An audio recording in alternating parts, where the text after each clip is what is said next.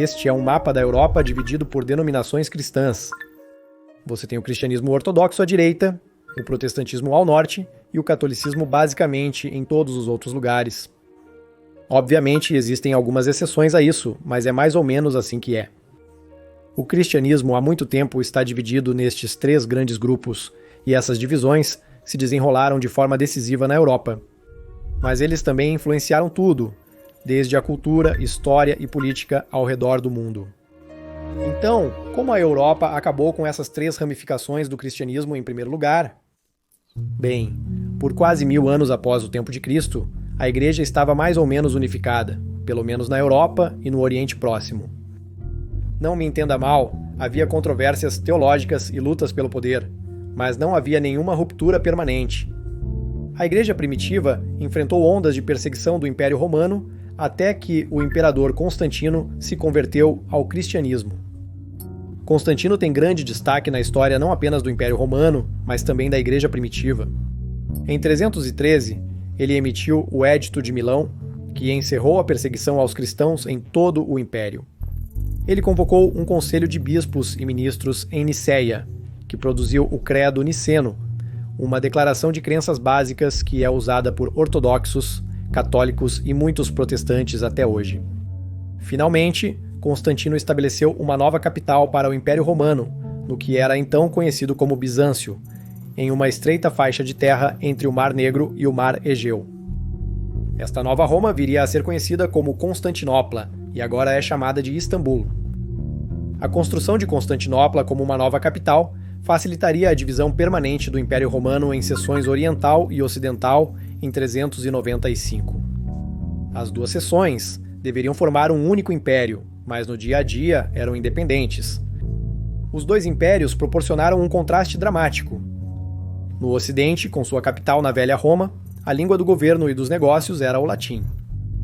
No Oriente, sob Constantinopla, o grego era a língua franca.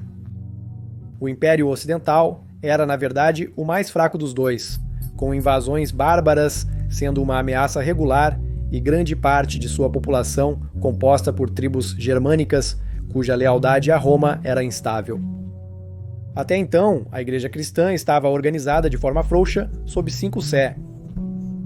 5 assentos dos bispos de mais alta patente na Igreja, localizados em 5 cidades-chave: Roma, Constantinopla, Jerusalém, Antioquia e Alexandria.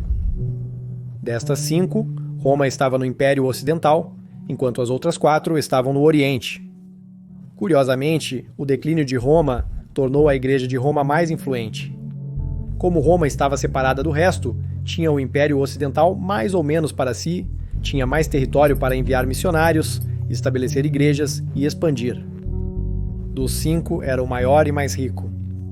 Também estava em uma posição onde poderia atuar como árbitro das disputas territoriais, teológicas e cerimoniais que surgiam frequentemente entre as igrejas orientais. As 5 igrejas eram iguais em teoria, mas Roma era claramente a mais influente. O Império Romano do Ocidente caiu no século V, mas a Igreja Romana se tornou ainda mais influente quando invasores bárbaros saquearam a própria Roma. Enquanto a Europa Ocidental se fragmentava politicamente, a Igreja Romana era uma das poucas instituições que proporcionava algum sentido de unidade. Na Itália, França, Inglaterra, até mesmo entre os bárbaros recentemente convertidos na Germânia, todos adoravam em igrejas católicas romanas. Mesmo com o colapso do Império Ocidental, a Igreja Católica preservou o latim como uma língua franca na Europa Ocidental. O latim era a língua da missa católica, então quase todos na Europa Ocidental conheciam pelo menos algumas frases em latim. Isso até inspirou a criação de um Sacro Império Romano, embora este projeto tenha seguido direções estranhas. Com o tempo, os líderes da Igreja Romana se tornaram mais ousados em afirmar sua autoridade. Todos os 5 patriarcas estavam dispostos a reconhecer o papel de liderança da Igreja Romana em suas deliberações conjuntas. Roma era a primeira entre iguais, mas isso não era suficiente. Os líderes da Igreja Romana afirmavam que o bispo de Roma governava todas as outras igrejas. Eles eram os sucessores de São Pedro, a quem o próprio Jesus havia nomeado como único líder da Igreja. Como eles viam, os bispos romanos não apenas presidiam os concílios da Igreja, onde todos os 5 bispos debatiam e votavam. Os outros 4 patriarcas deveriam responder diretamente a Roma. Afinal, era o local do martírio de apóstolos-chave como Pedro e Paulo, então tinha uma importância histórica significativa. Havia também um pouco de trapaça nisso tudo. Por volta do ano 778, a Igreja Romana afirmou que tinha um decreto assinado pelo imperador Constantino, dando ao bispo de Roma o título de terra e autoridade governamental no Império Romano Ocidental. O decreto, conhecido como Doação de Constantino, também concedeu a Roma supremacia sobre os outros 4 mares. Mas este documento mais tarde se revelou uma falsificação. Para ser justo, os estudiosos católicos romanos desempenharam um papel fundamental em desmascarar a doação de Constantino, mas eles não descobriram até 1433, momento em que o dano já estava feito. As 5 igrejas se arrastaram por séculos. Roma afirmava governar sobre as outras 4 igrejas. As outras 4 igrejas, preferindo um modelo descentralizado de autoridade, ainda faziam questão de tratar o bispo romano com respeito, e os bispos romanos evitavam forçar demais sua suposta autoridade. Havia igrejas de estilo oriental em partes do Ocidente e algumas igrejas de estilo ocidental na Grécia, atendendo a viajantes e expatriados, e estas eram toleradas. Ao longo dos séculos, porém, diferenças religiosas entre as tradições cristãs orientais e ocidentais começaram a se desenvolver gradualmente, como resultado de ambientes culturais, políticos e teológicos distintos nas 2 metades do Império Romano. A Igreja Católica, influenciada pela praticidade romana, colocou grande ênfase na racionalidade e filosofia, enquanto a Igreja Ortodoxa, influenciada pela filosofia grega, tornou-se mais mística. Essa divergência levou a diferenças em como as questões teológicas eram abordadas e resolvidas. Roma fez algumas mudanças por conta própria. Esperava-se que todos os clérigos fossem celibatários. No Oriente, os bispos eram celibatários, mas os padres paroquiais podiam se casar. Roma alterou as regras para determinar a data da Páscoa, para que caísse num domingo. E enquanto as igrejas orientais usavam pão fermentado na Eucaristia, Roma mudou para pão não fermentado, que eventualmente evoluiria para as hóstias que os católicos e a maioria das igrejas protestantes usam hoje. Mas Roma não tentou impor essas mudanças às igrejas orientais, pelo menos não todas de uma vez. Embora houvesse tensões, não houve nenhum tipo de ruptura aberta. No entanto, Roma e as igrejas orientais estavam gradualmente se afastando. A história da igreja se move lentamente, e não necessariamente aconteceu tudo de uma vez, mas algum tipo de ruptura entre as duas era quase inevitável. As coisas começaram a chegar a um ponto crítico em 1014, com a controvérsia sobre o filioque. O filioque, que é latim para o filho, refere-se a uma frase adicionada ao credo niceno na Igreja Ocidental. O credo original, estabelecido no primeiro concílio de Nicéia em 325, declarou que o Espírito Santo procede do Pai. A Igreja Ocidental modificou isso mais tarde para dizer que o Espírito Santo procede do Pai e do Filho. Isso pode parecer bastante confuso, especialmente para aqueles que não são cristãos. Mas essa adição, apesar de aparentemente pequena, teve profundas implicações teológicas. A Igreja Ortodoxa Oriental manteve-se firme na fraseologia original, argumentando que o Espírito Santo procede unicamente do Pai, mantendo um modelo teológico que enfatiza a primazia do Pai dentro da Trindade. A Igreja Ocidental, particularmente sob a influência da teologia de Agostinho, adotou o filioque para enfatizar a unidade e a relação mútua das pessoas da Trindade. Agora, as igrejas orientais não necessariamente consideravam que o filioque era uma grave heresia por si só, mas eles se opuseram à maneira como Roma alterou o credo niceno por conta própria, sem a aprovação dos outros líderes da igreja. Então, o Oriente não aceitaria isso, enquanto o Ocidente não o abandonaria. O filioque não foi a única causa da divisão, mas muito provavelmente foi a gota d'água que fez o camelo se quebrar. Em 1049, a Igreja Romana realizou um concílio em Reims, na França. Eles reafirmaram sua autoridade, emitindo uma declaração de que o bispo de Roma é o sucessor de Pedro como chefe da igreja. Deixaram claro que não recuariam sobre o filioque ou qualquer uma das outras mudanças que fizeram. E deixaram claro que esperavam que as outras igrejas acompanhassem.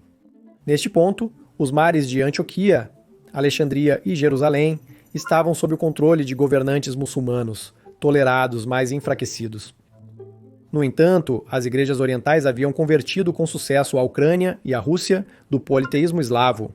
Então, o cristianismo oriental estava longe de desaparecer. Até então, Constantinopla se tornou a clara líder das igrejas orientais. Demorou um pouco para as rodas girarem, mas elas giraram. Michael Cerularius, o arcebispo de Constantinopla, ordenou o fechamento das igrejas latinas em sua área. Em Roma, o Papa Leão X respondeu com uma carta reivindicando sua supremacia, citando as palavras de Jesus a Pedro e a ainda não desacreditada doação de Constantino. Leão enviou uma delegação para entregar a carta a Cerularius. Quando o bispo de Constantinopla rejeitou a carta deles, eles o excomungaram. Cerularius, por sua vez, excomungou a delegação romana. Este seria um momento climático no que os historiadores religiosos chamam de Cisma do Oriente e Ocidente, ou o Grande Cisma. Tecnicamente, as excomunhões se aplicavam apenas ao punhado de clérigos envolvidos. Mas à medida que as igrejas continuavam a se afastar, as excomunhões duelantes se tornaram símbolos da maior ruptura entre a Igreja Romana e as igrejas orientais. As coisas pioraram a partir daí. Em 1182, manifestantes em Constantinopla saquearam as casas de comerciantes italianos, matando muitos, vendendo alguns para os turcos e forçando a maioria dos restantes a fugir. O Ocidente Católico respondeu montando a agora conhecida como Quarta Cruzada, em 1204, que saqueou e pilhou Constantinopla.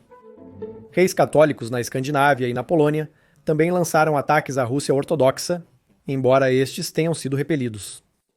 Os argumentos teológicos e as excomunhões mútuas eram uma coisa. Os tumultos e batalhas tornaram a divisão permanente. A Igreja Romana no Ocidente evoluiu para a Igreja de para a Igreja Católica que conhecemos hoje, enquanto as igrejas orientais continuaram suas tradições como a Igreja Ortodoxa. Então foi assim que a Europa acabou com duas vertentes do cristianismo. Mas logo, então, uma terceira vertente começou a tomar forma. Protestantismo. O protestantismo surgiu no século XVI, enquanto a Igreja Católica Romana lutava com seus próprios problemas internos. O catolicismo era rico e poderoso, mas sua riqueza atraía oportunistas e sua ampla influência política levava a conflitos políticos e compromissos embaraçosos. A Igreja Católica lutava contra a corrupção, e sua credibilidade como guia espiritual diminuiu. A exposição da fraude da doação de Constantino acrescentou ao constrangimento da Igreja Católica. A maioria dos historiadores dirá que a reforma começou com Martinho Lutero pregando as 95 teses, sua lista de problemas com a Igreja Católica em Wittenberg em 31 de outubro de 1517. Mas Lutero não surgiu do nada. Ele teve predecessores que anteciparam muitos de seus pontos. Entre os mais influentes estavam o teólogo inglês John Wycliffe, que questionou muitas das superstições que surgiram em torno do culto católico, e também pediu a tradução da Bíblia para o inglês. O boêmio John Hus criticou a Igreja por sua acumulação de riqueza e corrupção. Escritores humanistas iniciais, como o holandês Desiderius Erasmus, pediram que os líderes da Igreja voltassem à Bíblia e aos primeiros credos para o material de seus sermões. Ad fontes para a fonte era o seu chamado. A própria Igreja Católica reconheceu que tinha problemas. Em 1512, realizou um concílio no Palácio Laterano, em Roma, e muitas reformas foram aprovadas lá, e a aplicação dessas reformas foi irregular na melhor das hipóteses. A carreira do padre alemão Johann Tetzel foi um grande exemplo dos problemas na Igreja Católica Romana na época. Tetzel não era um homem particularmente mau, mas a Igreja deu-lhe um trabalho sujo e ele acabou tomando alguns atalhos para concluí-lo. Tetzel tinha a tarefa de vender indulgências, uma maneira de tirar um ente querido falecido do purgatório mais cedo para arrecadar fundos para a Igreja. Metade do dinheiro que Tetzel arrecadou com as indulgências foi para a renovação da Basílica de São Pedro em Roma, um projeto digno, mas a outra metade foi para o arcebispo Albert de Mainz, para que ele pudesse recuperar os custos dos subornos que ele havia pago para ser feito arcebispo. Um exemplo do quanto a Igreja Católica poderia ser influenciada por dinheiro e poder político. Foi ao ouvir Tetzel que Martinho Lutero se indignou. Horrorizado com o cinismo da abordagem de arrecadação de fundos de Tetzel, ele escreveu 95 objeções e, segundo a tradição, as pregou na porta da catedral em Wittenberg, uma cidade alemã no Sacro Império Romano. Lutero pode ter começado com as indulgências, mas com o tempo ele se viu questionando tudo: o purgatório, a autoridade papal e séculos de teologia desenvolvida pela Igreja Católica Romana. Assim como Erasmo pediu um retorno às primeiras fontes do ensino cristão, Lutero concluiu que a teologia deveria permanecer próxima ao que estava escrito na Bíblia. Sola Scriptura, apenas a Escritura era sua fonte. Onde reformadores anteriores falharam, Lutero teve maior sucesso por dois motivos. Em primeiro lugar, a imprensa e o tipo móvel significavam que ele poderia ter seus escritos impressos e distribuídos muito mais rápido. Era muito mais difícil para a Igreja e o governo suprimirem suas opiniões. Em segundo lugar, o Sacro Império Romano, que a Igreja Católica ajudou a construir, mostrou-se bastante fraco. Supostamente, era o sucessor do Grande Império Romano, que dominava o Mar Mediterrâneo, mas basicamente cobria a Alemanha. Quando Lutero começou sua disputa, o Sacro Império Romano nem sequer incluía mais Roma em si. O império também estava profundamente fragmentado. Havia dezenas de pequenos estados dentro de suas fronteiras. Alguns deles eram controlados pela Igreja, mas não todos. Muitos eram efetivamente independentes, com suas próprias leis e exércitos. Grande parte da nobreza, dentro do Sacro Império Romano, sentia pouca lealdade para com Roma ou o imperador. À medida que Lutero fazia inimigos com a hierarquia católica, ele frequentemente encontrava a proteção dos príncipes do Sacro Império Romano.